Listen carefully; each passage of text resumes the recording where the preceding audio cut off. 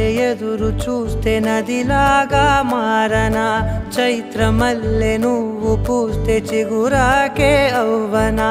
నన్నే వరించే యువరాజును అంట నీ యువరాజు